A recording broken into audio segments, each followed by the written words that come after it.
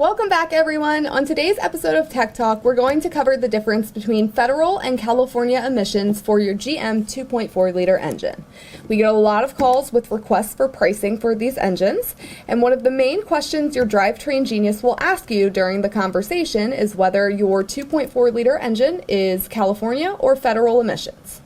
The most common response to this is, well, I don't live in California, so federal is the most logical answer, right? And you would be right. Except where you reside 100% has nothing to do with your federal or California emissions engine. Instead, the answer is found within the engine.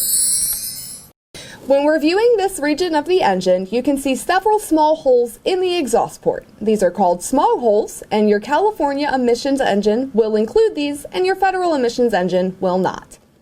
Now I know what you're thinking. I have to tear apart my whole engine to look for some small holes.